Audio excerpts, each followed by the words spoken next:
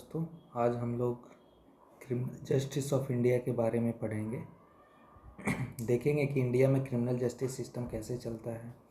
अगर कोई ऑफेंस हो जाता है तो वो फाइनलाइज कैसे होता है, जिसने उस ऑफेंस को क्रिएट किया उसको सज़ा मिलती है या वो एक्विटल होता है। ये सारा सिस्टम हम इस वीडियो में देख लेंगे, एक ही वीडियो में। तो एक मैं यहाँ पे चार्ट बना रहा हूँ। इस एक चार्ट के ज़रिए हम पूरा का पूरा क्रिमिनल जस्टिस सिस्टम देख लेंगे इंडिया में कि कैसे चलता है। सबसे पहले सपोज करिए कि एक ऑफेंस जनरेट होता है। ये ऑफेंस कोई क्रिएट करता है मान लीजिए, और ये ऑफेंस क्या है, तो एनी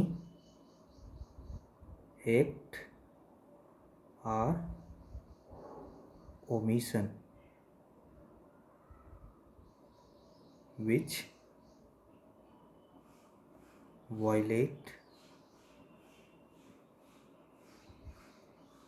the law। जब कोई ऐसा काम जो लॉ को वायलेट कर रहा हो तो उसको हम क्या मान लेते हैं, ऑफेंस मान लेते हैं। तो अगर एक जब ऑफेंस हो जाएगा तो अब क्या होगा, इसकी सूचना किसके पास पहुंचाई जाएगी, पुलिस के पास। ये बात कहाँ पहुंचेगी, पुलिस के पास। पुलिस क्या करेगा, पुलिस एफआईआर रजिस्टर्ड करेगी।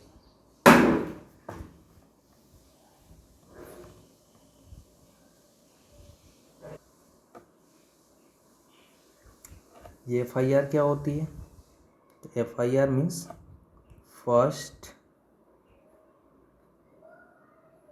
Information report. इस ऑफेंस के बारे में अभी पहली बार जो इन्फॉर्मेशन दी जा रही है पुलिस को, this is the FIR. Police FIR note करने के लिए बाध्य होती है, मीन्स बाइंड होती है। और अगर एफआईआर को डिटेल में पढ़ना है तो हमें सेक्शन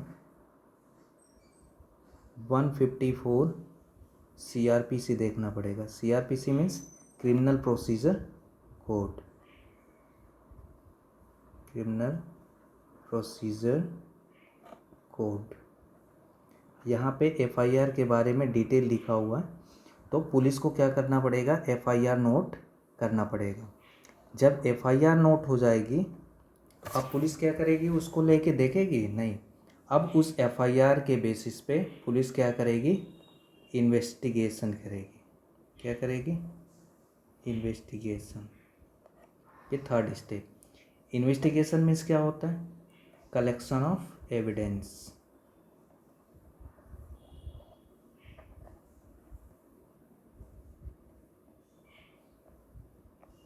अब पुलिस क्या करेगी, इन्वेस्टिगेशन कंडक्ट करेगी और एविडेंस को कलेक्ट करेगी। जब एविडेंसेस कलेक्ट हो जाएंगे तो अब क्या करेगी पुलिस, अब अपना एक समरी नोट बनाएगी जिसको हम कहते हैं पुलिस रिपोर्ट।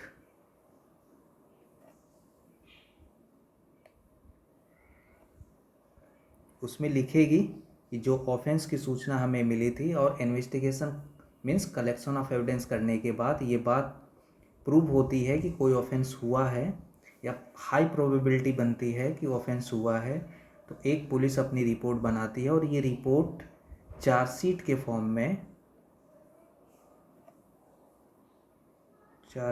फॉर्म में कहाँ सबमिट कर देती है, कोर्ट में। अब इतना तक देखिए, ये जो मामला था ये कोर्ट के बाहर का मामला था। एक ऑफेंस हुआ, वो ऑफेंस की जानकारी पुलिस के पास मिली, पुलिस ने एफआईआर नोट किया। एफआईआर नोट करने के बाद पुलिस ने उस पर इन्वेस्टिगेशन किया। इन्वेस्टिगेशन मतलब एविडेंस कलेक्ट किया। एविडेंसेस कलेक्शन होने के बाद पुलिस ने एक रिपोर्ट बनाई और इस रिपोर्ट के बेसिस पे चार्जशीट तैयार किया और इसको कोर्ट में सबमिट कर दिया। अब यहाँ से कोर्ट का सिस्टम स्टार्ट होता है। जब ये चार्जशीट जमा होगी तो ये जुडिशियल मजिस्ट्रेट के पास जाएगी। जुडिशियल मजिस्ट्रेट मतलब अब जज साहब इसको देखेंगे, मीन्स, और जज साहब जब इसको देखेंगे तो इसको बोलते हैं हम लोग कॉग्निजेंस। जब जज साहब इस पे कॉग्निजेंस ले लेंगे तो अब इसको ये देखेंगे जज साहब कि जो ऑफेंस मेंशन है इस चार्जशीट में और इसके रेफरेंस में जो एविडेंसेस लगाए गए हैं, इसको देखने के बाद क्या ऑफेंस ऐसा लग रहा है कि हुआ है। अगर मजिस्ट्रेट साहब को लग गया कि ऑफेंस हुआ है तो वो क्या करेंगे, अब इसका ठीक है ट्रायल स्टार्ट करवाएंगे। क्या करेंगे, ट्रायल स्टार्ट करवाएंगे। लेकिन इससे पहले जो पुलिस ने चार्जशीट जमा किया था जिसमें चार्ज मेंशन किया था, उस चार्ज पे ट्रायल स्टार्ट नहीं होगा। यहाँ पे मजिस्ट्रेट साहब एक अपना चार्ज फ्रेम करेंगे, मजिस्ट्रेट फ्रेम चार्ज। ये ऐसा इसलिए हो रहा है कि हो सकता है कि पुलिस ने कुछ एक्स्ट्रा चार्ज भी लगा दिया हो, तो अगर उसके रेफरेंस में अगर एविडेंसेस नहीं है तो उन सारे चार्जेस को मजिस्ट्रेट कट भी कर सकता है, या एक्स्ट्रा कोई चार्जेस छूट गए हों पुलिस से तो उसको मजिस्ट्रेट साहब उसको ऐड भी कर सकते हैं और अपना एक चार्जशीट बनाएंगे वो, और इसी चार्जशीट के बेस पे क्या होगा, ट्रायल स्टार्ट होगा। अब ट्रायल जब स्टार्ट होगा तो इसमें क्या होगा, पहले स्टेज में प्रोसिक्यूशन ऑफेंडर्स को बुलाया जाएगा। किसको बुलाया जाएगा, ऑफेंडर्स को, मतलब जिसके नाम से चार्ज मेंशन किया गया है उसको बुलाया जाएगा और उससे जज साहब पूछेंगे कि आपके ऊपर जो ये चार्जेस लगाए गए हैं क्या आप इसको गिल्ट मान रहे हैं या आप नहीं मान रहे हैं।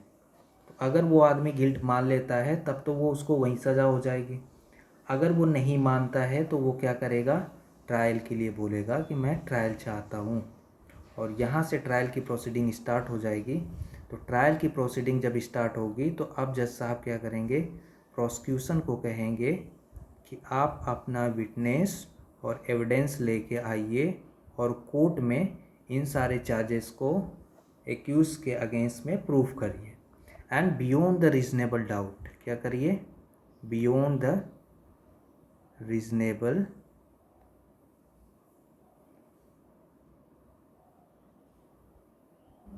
डाउट। अगर ये prosecution beyond the reasonable doubt उस ऑफेंसेस को प्रूव कर देता है एक्यूज के खिलाफ में, तो अब किसको मौका दिया जाएगा, फिर एक्यूज को बुलाया जाएगा और बोला जाएगा कि भाई आपके ऊपर जो चार्ज लगाया गया है वो प्रोसिक्यूशन के द्वारा प्रूव हो रहा, आप इसको रिब्यूट कर सकते हैं तो रिब्यूट करिए। और जो ये सिस्टम दिया गया है ये प्रिंसिपल फॉलो होता है, principle of natural justice, principle of natural justice. अगर ये एक्यूज पर्सन कोई भी डाउट अगर क्रिएट कर देता है, कोई भी डाउट अगर क्रिएट कर देता है जज साहब के दिमाग में, तो इस डाउट का जो फ़ायदा होगा वो किसको मिलेगा, एक्यूज को मिलेगा।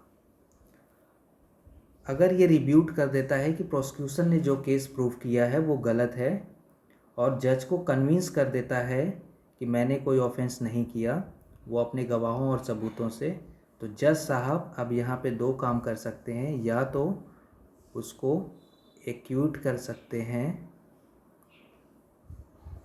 या उसको कन्विक्ट कर सकते हैं।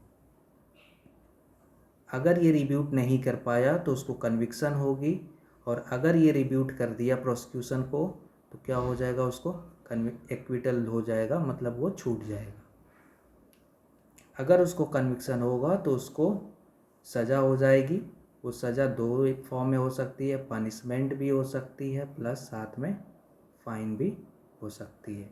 तो इस तरीके से हमने देखा कि पहले ऑफेंस हुआ, फिर वो बात पुलिस के पास गई, एफआईआर मेंशन हुआ, एफआईआर मेंशन होने के बाद तीसरे स्टेप में इन्वेस्टिगेशन हुआ, पुलिस ने इन्वेस्टिगेशन किया, फिर चौथे स्टेप में यहाँ पे पुलिस ने रिपोर्ट बने। अच्छा एक चीज़ और यहाँ पे छूट जा रही है, जब इन्वेस्टिगेशन के दौरान यहाँ पे अरेस्ट भी हो सकता है।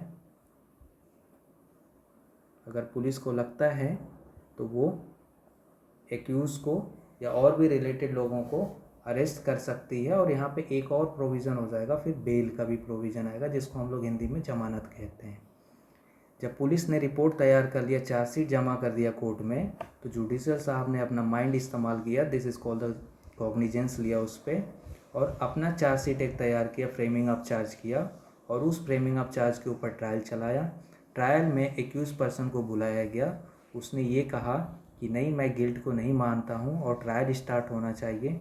तो ट्रायल के इनिशिएशन में प्रोसिक्यूशन को मौका दिया गया कि आप अपने सबूत और गवाहों से जो आप चार्ज लगा रहे हैं एक्यूज़ के ऊपर उसको प्रूव करिए।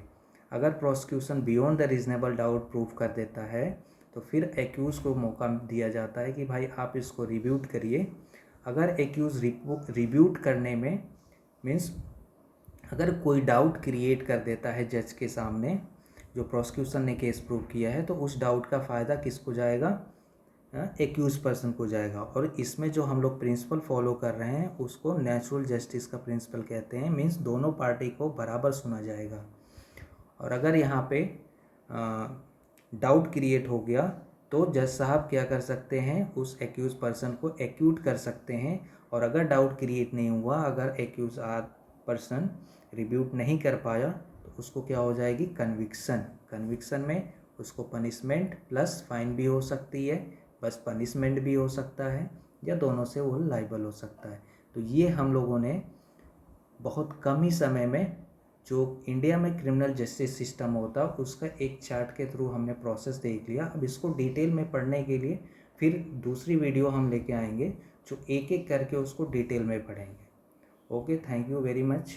आप लोग ऐसे ही लॉ के पार्ट को थोड़े थोड़े करके देखते रहिए, ये आपके अवेयरनेस को इंक्रीज़ करेगा और इंडिया में लॉ के पार्ट्स को आपको धीरे धीरे यहाँ से आप सीखते जाएंगे। Okay, thank you very much.